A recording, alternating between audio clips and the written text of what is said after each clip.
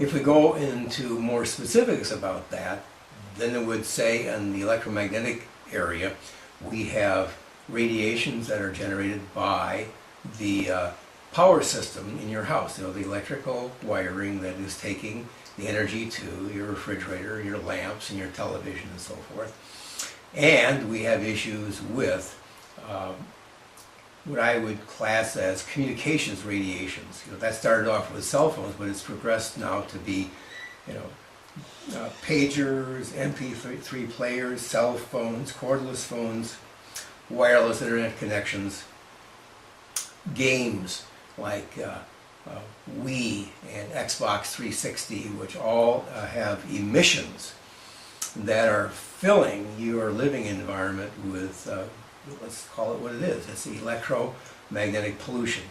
And there's just so many studies now that are telling us that these things are not good for people, that we need to be paying attention to cleaning up our living environment, our home environment from these sorts of things. Let's take a look at some of these things in more detail. So far as power system, electromagnetic fields, we can have wiring errors in the home where all the lights work appropriately, yet the magnetic fields that are kind of like come along with electricity, the magnetic fields that are in the house are elevated beyond the level we'd like to see in some areas. And so getting into the house, making measurements to see if that exists, and then doing the remediation work along with an electrician to get into the wiring system, figure out where the mistakes have been made and to correct those to reduce the magnetic fields would be part of creating a healthy environment in a home. Secondly, electricity brings with it electric fields. These are, you maybe envision these as like wires, which are, or rather hairs, which are shooting off of the wires into space. And whenever that intersects or hits a human body, it generates an alternating voltage. That is something that never existed on the human body prior to 1900, when electricity was discovered and we began to electrify our homes. And this voltage has been shown over 30 years worth of research and working on people's homes to particularly cause problems when you're sleeping. So we want to measure the level of electric fields in sleeping areas and then figure out how to reduce those, which we do by turning off specific circuits which are affecting the sleeping area. And when we reduce those electric fields, we find some rather remarkable things. Heart palpitations clear up. Cramps in muscles clear up. Allergy response during the day is improved. People sleep more deeply. They don't get up as frequently during the night to go to the bathroom. They feel rested when they wake up during the day. And I mean, most kind of remarkably with children, we've found a strong connection between bedwetting in young children and the electric fields that exist in their sleeping areas, which are basically, they're competing with your nervous system, which is an electromechanical, an electrochemical entity. And so these fields are actually competing with your body, trying to move commands and signals through it in order to coordinate the cells and get your organs to do what they would like them to do. So reduction in magnetic fields, reduction in electric fields, particularly in the area in which you are sleeping, is very important to being able to heal. That would apply to being able to heal from brain injuries as well as from other maladies that affect people. Let's move on now to communications radiations, which is another important, it's grown to be so very important in the last 10 to 15 years. We are filling our houses with communications radiations. Maybe some of you have heard the term digital. They're digital radiation. In other words, we are taking the sound of my voice and we're slicing it up into small sections and we're turning it into digits like you have in your computer, and we're transmitting it through the air to go someplace else, whether that's a cell phone, a cordless phone, or a wireless internet connection. All the same type of technology and all the same type of energy. Well, what's the matter with that energy? Because the authorities tell you that it's thousands and thousands of times lower than the government standard, which is, let's just use a number. It's 10 million units that the government says there's no problem for.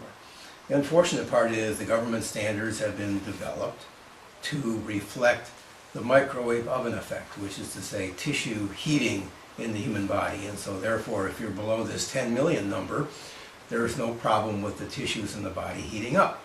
But unfortunately, there are more subtle effects on the body, which are being discovered over the last 5 or 10 years, which really result in goofing up the way our cells perform. And when we goof up the way the cells perform, we compromise the way organ systems perform, and when we do that, we compromise the way our bodies perform and heal and are able to withstand stress. Why is that? The reason is all of the cells in our body have vibratory receptors. They're proteins which are sensitive to vibrations. They're sensitive or can see man-made vibrations, and they can see natural vibrations. And the unfortunate part is that the digital technology creates vibrations which the body can actually sense. Those little protein vibratory receptors, they sense it and they say, what in the world is this? I don't recognize it. These man-made radiations are different than natural vibratory radiations. And the body, the cells in the body say, this is a threat. I need to take some sort of action because of this threat. And the action that they're reporting is being taken is that the cell membrane is actually compressing. The cell membrane is getting thinner, and the molecules in that membrane are more closely packed together. And this is interfering with nutrition coming into the cell and with waste coming out of the cell.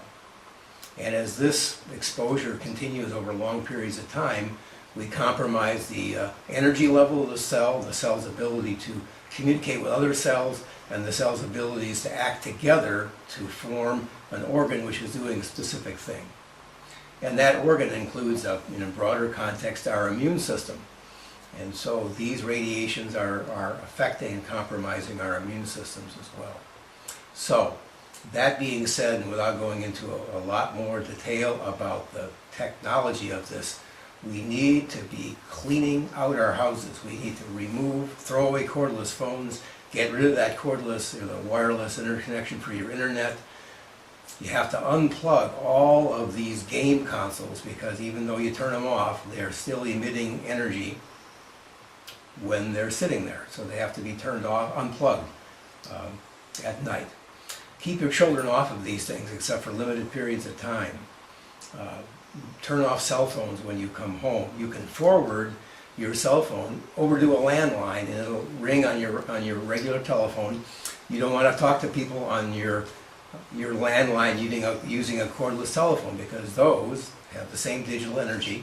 Many of them don't turn off, so they're running all the time, whether you're using them or not, filling the space that you're trying to heal in and be healthy in with these wireless digital radiations. And so many studies are showing these things are not good for you. So that basically is the thing that you can do, whether you're brain injured or whether you're trying to preserve your health, into the future. Clean the electrical radiations and the communications radiations out of your houses. Let me make one other comment. Being able to reduce the electric fields and how they affect your body, it requires some test equipment, because you have to be able to discover which circuits in the house are generating the fields that are affecting you when you're sleeping. Of course, you can turn off the entire house by turning off the main breaker, but you don't have any heat, you don't have any air conditioning, your refrigerator doesn't work. So that may be something you want to experiment with and see whether that has a dramatic effect on how you sleep and feel. But you probably need to have somebody who does this come in and find out what circuits need to be turned off so the rest of them can be staying on.